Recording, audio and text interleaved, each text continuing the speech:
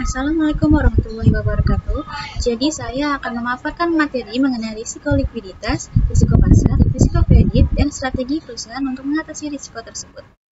Sebelumnya, izinkan saya memperkenalkan diri. Saya Rusifah Putri Setiadi, mahasiswi Universitas Pembangunan Jaya, Prodi Akuntansi Angkatan 2022. Video ini dibuat untuk memenuhi tugas mata kuliah tata kelola perusahaan dan manajemen risiko. Yang pertama di sini ada risiko likuiditas. Risiko likuiditas merupakan kondisi di mana perusahaan kesulitan untuk membayar utang atau kewajiban lainnya karena tidak memiliki cukup uang tunai atau aset yang bisa segera dijual. Hal ini bisa terjadi jika perusahaan memiliki terlalu banyak uang yang masih terkunci dalam piutang atau barang yang sulit dijual. Jika perusahaan tidak bisa mengelola kas dengan baik, ini bisa membuat mereka kesulitan membayar gaji atau utang yang jatuh tempo. Contohnya, perusahaan punya banyak uang yang belum dibayar oleh pelanggan, tetapi mereka membutuhkan uang untuk membayar utang yang harus segera dibayar. Yang kedua yaitu risiko pasar. Risiko pasar merupakan risiko yang muncul karena perubahan harga barang, saham, nilai tukar uang, atau bunga pinjaman. Faktor-faktor ini bisa berfluktuasi dengan cepat dan memengaruhi nilai investasi atau utang perusahaan. Perusahaan yang banyak berhubungan dengan pasar internasional atau yang memiliki banyak investasi di pasar keuangan lebih berisiko terhadap perubahan ini. Meski sulit untuk mengkontrol, perusahaan bisa mengurangi risiko ini dengan beragam strategi seperti melindungi diri dari fluktuasi harga atau hedging atau membayar investasi. Contohnya, sebuah perusahaan yang mengimpor barang dari luar negeri rugi karena nilai tukar rupiah melemah, sehingga harga barang impor jadi lebih mahal. Yang selanjutnya yaitu risiko kredit. Risiko kredit merupakan risiko yang terjadi jika pelanggan atau pihak lain yang berhutang kepada perusahaan gagal membayar hutangnya. Ini bisa terjadi jika perusahaan memberi pinjaman atau menjual barang secara kredit dan pihak yang berhutang tidak bisa membayar tepat waktu. Untuk menghindari risiko ini, perusahaan perlu memeriksa kemampuan bayar pelanggan dan mengatur pembayaran dengan baik. Contohnya, sebuah perusahaan yang memberi pinjaman kepada pelanggan dan pelanggan tersebut tidak bisa membayar kembali pinjaman sesuai jadwal sehingga perusahaan mengalami kerugian.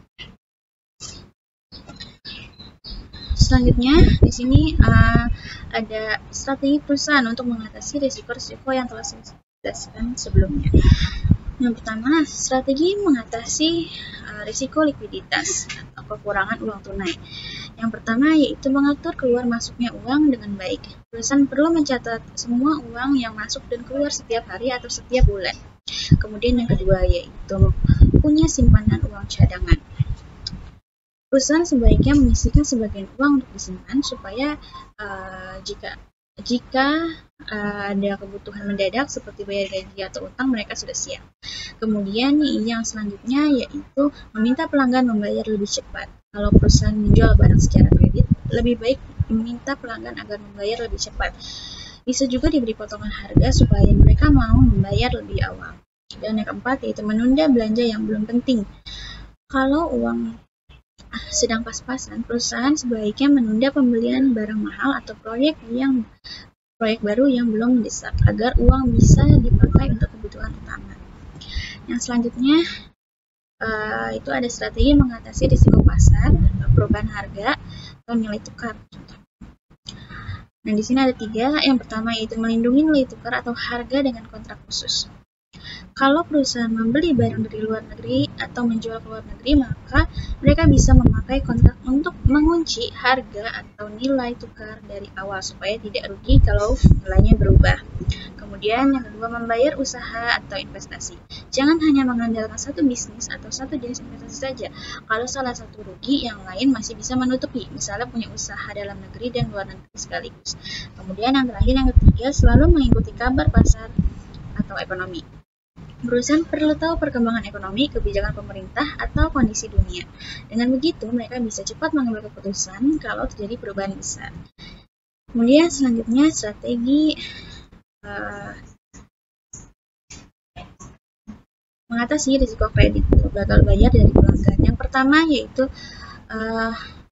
kita periksa dahulu kemampuan bayar pelanggan. Jadi sebelum memberi pinjaman atau menjual barang secara kredit, perusahaan sebaiknya mengecek apakah pelanggan ini benar-benar bisa benar-benar bisa dipercaya dan apakah pelanggan ini benar-benar bisa membayar pinjamannya.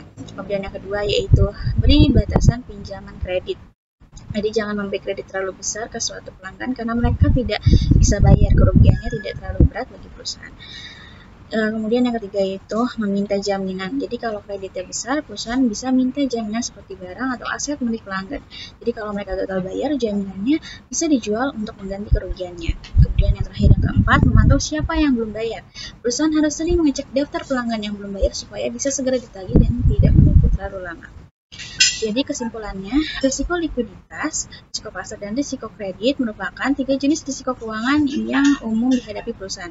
Risiko likuiditas terjadi saat perusahaan kekurangan uang tunai untuk membayar kewajiban jangka pendek. Risiko pasar muncul akibat perubahan harga, nilai tukar, atau suku bunga yang dapat memengaruhi nilai aset dan utang perusahaan. Sementara itu, risiko kredit timbul ketika pelanggan atau pihak lain tidak mampu membayar utang dengan waktu yang tepat. Untuk mengatasi risiko-risiko tersebut, perusahaan perlu mengelola arus kas dengan baik, menyiapkan dana cadangan, melindungi nilai tukar dan harga melalui kontrak khusus, menyebar investasi, serta melakukan pengecekan kemampuan bayar pelanggan sebelum memberi kredit, dan strategi yang tepat. Dengan strategi yang tepat, perusahaan bisa menjaga stabilitas keuangan dan mengurangi potensi kerugian. Sekian pemaparan dari saya, kurang lebihnya mohon maaf. Wassalamualaikum warahmatullahi wabarakatuh. Terima kasih.